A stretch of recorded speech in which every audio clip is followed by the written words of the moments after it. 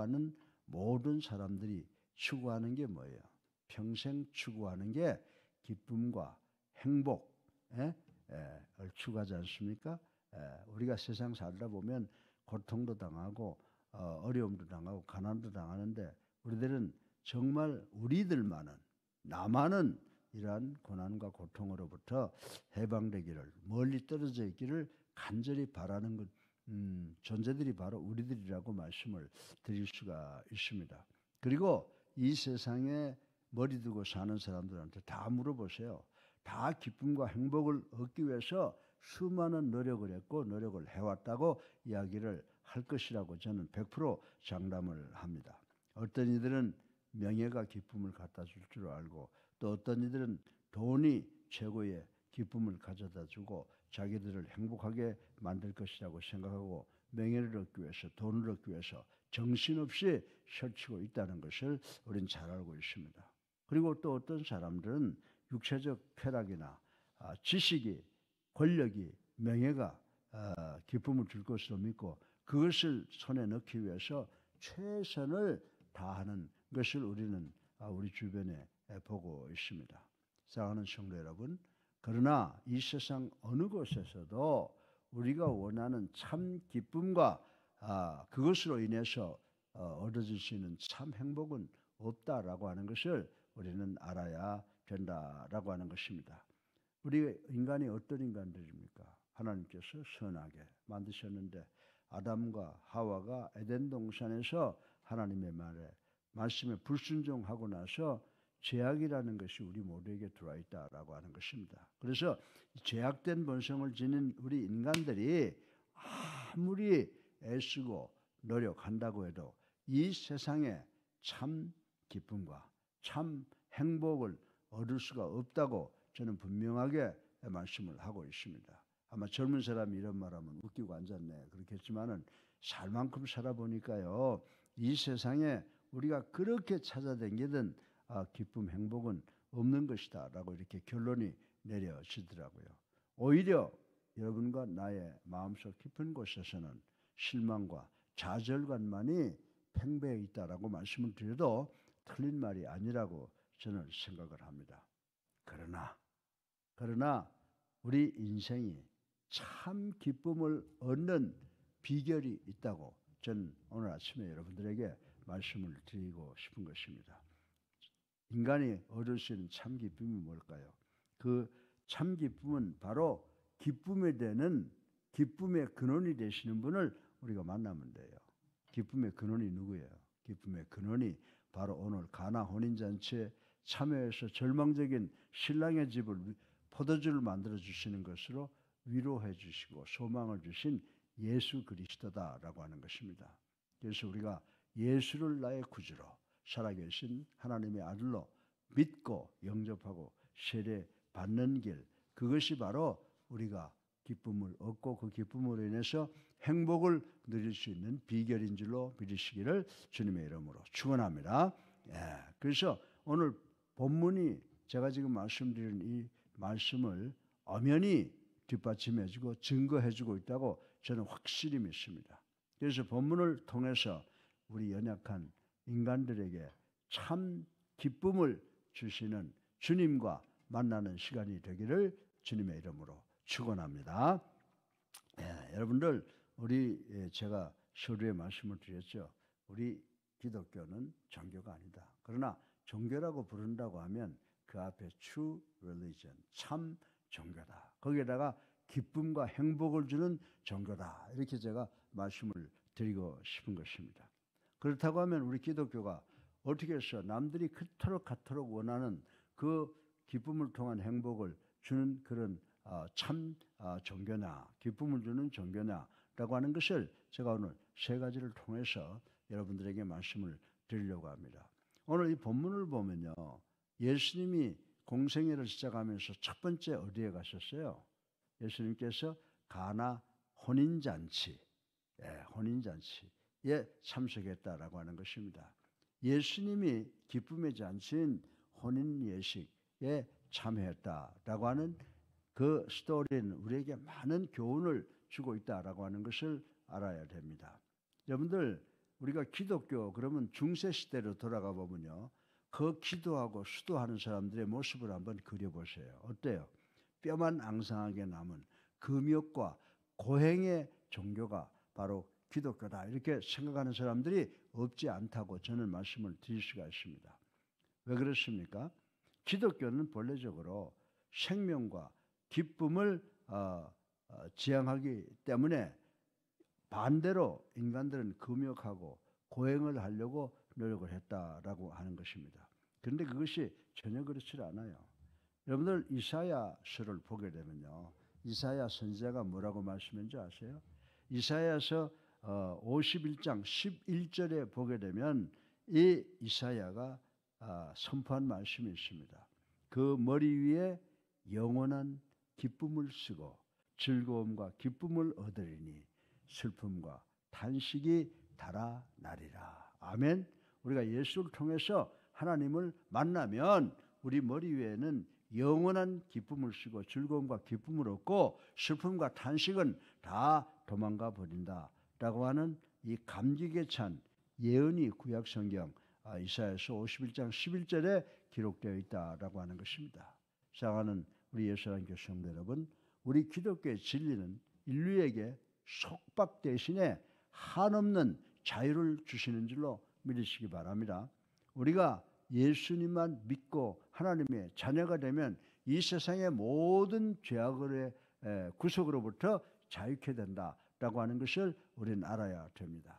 캄캄한 어두움 대신에 빛 속에서 걸어갈 수 있고 고독과 우울 대신에 원만한 기쁨과 교제를 베풀어 주시는 분이 하나님이시라고 하는 것을 우리는 알아야 된다라고 하는 것입니다. 이러한 우리 기독교의 기본적인 진리를 우리들의 삶에서 가장 잘 발견할 수 있는 것이 뭐예요? 우리 인생 속에서 사실은요, 가장 기쁨과 행복을 발견할 수 있는 것은 사실은 결혼 예식, 잔치라고 하는 것을 우리는 알아야 됩니다. 여러분들 결혼할 때 인생에서 제일 기쁘잖아요. 네. 결혼 제도는 누가 만드셨어요? 창세기 2장 18절로 25절에 보면 결혼 제도는 우리 하나님이 직접 제정해 주신 것으로서 인간들의 일생에 있어서 최고의 기쁨이 되는 예식이라고 하는 거 부인할 수 있는 사람이 많지 않을 것이라고 생각을 합니다. 여러분들 우리 민족도 예로부터 결혼을 뭐라고 불렀어요? 일륜지 대사라고 하여 심대한 의미를 부여했거니와 동서고금을 막론하고 모든 사회와 국가는 결혼을 일생일대의 최고의 기쁨으로 여겼으며 이때에는 각 민족마다 약간의 차이가 있기는 하나 동일하게 최고의 잔치가 베풀어졌다라고 하는 것을 우리는 잘 알고 있는 것입니다.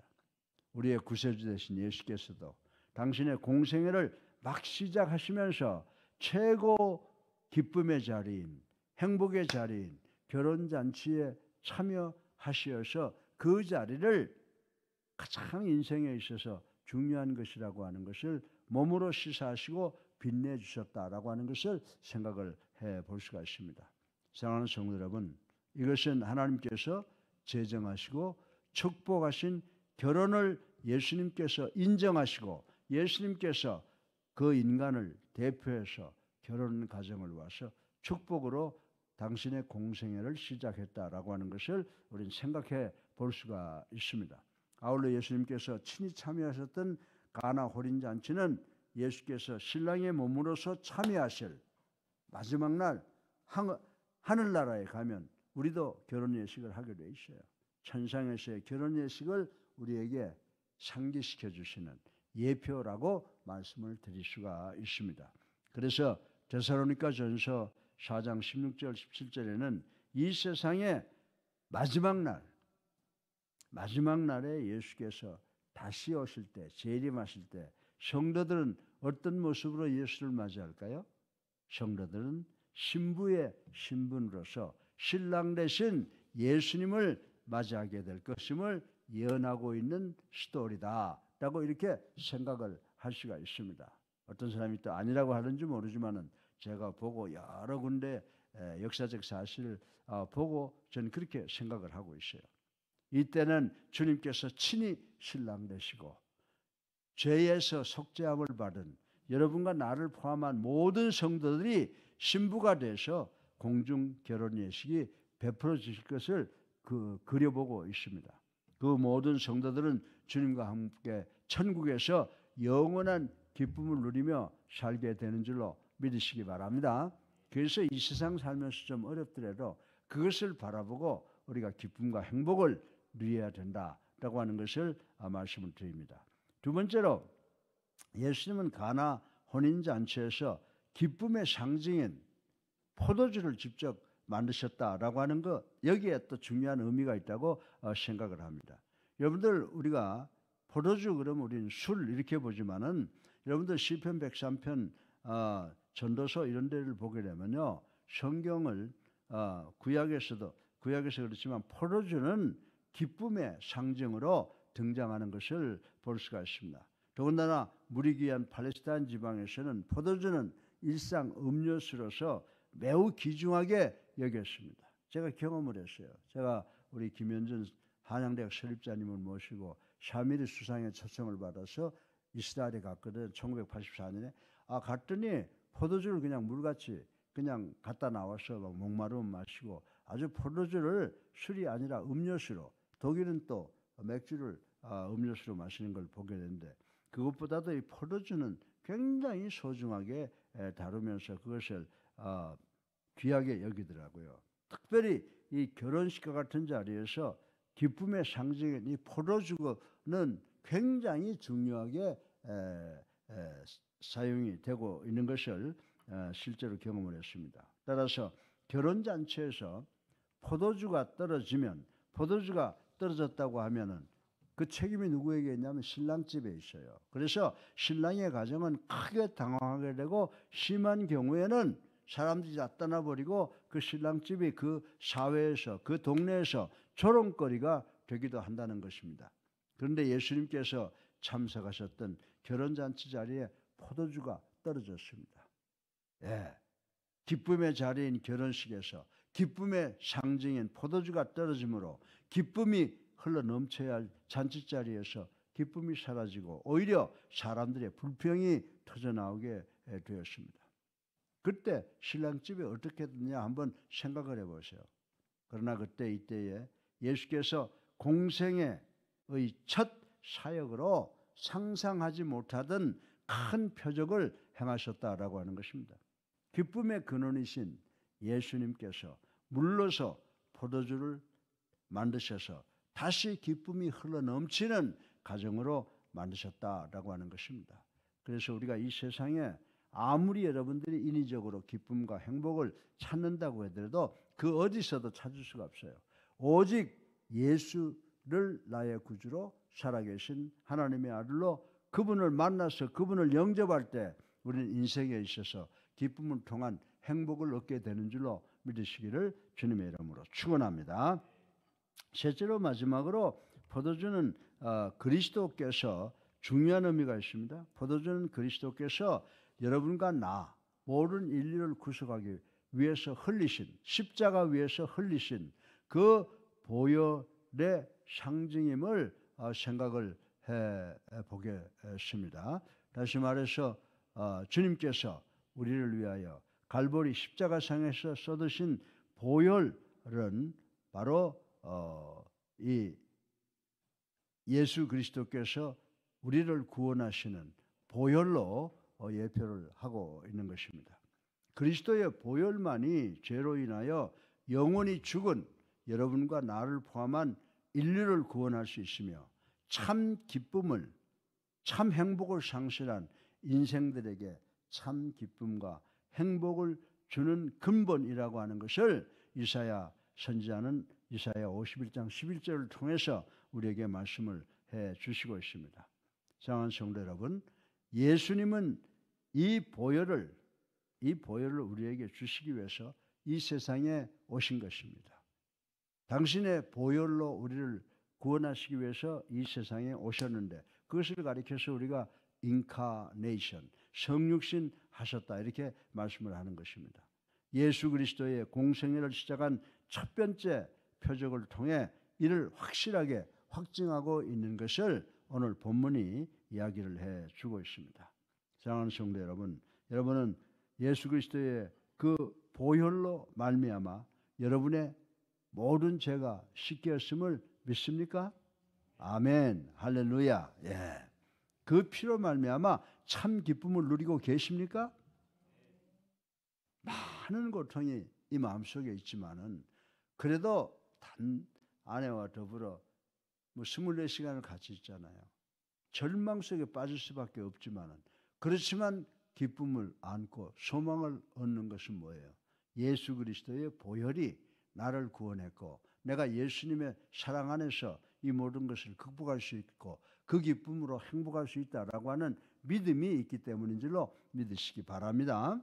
사랑하는 성도 여러분, 우리 기독교가 참 기쁨의 종교라는 이유가 바로 여기에 있다라고 하는 것입니다.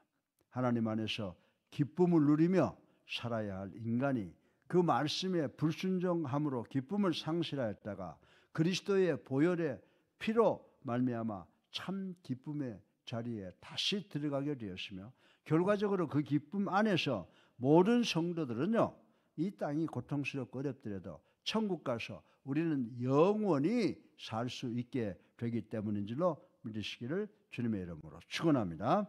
사랑하는 성도 여러분, 그 참 기쁨을 누리시기를 원하십니까? 아멘. 혹 참 기쁨을 찾기 위하여 이 세상의 것에 연연하며 동분서주하고 있지는 않습니까? 진정으로 참 기쁨을 누리기 원하신다면 지금 이 순간 여러분의 삶의 중심에 예수 그리스도를 모셔드리시기를 주님의 이름으로 축원합니다.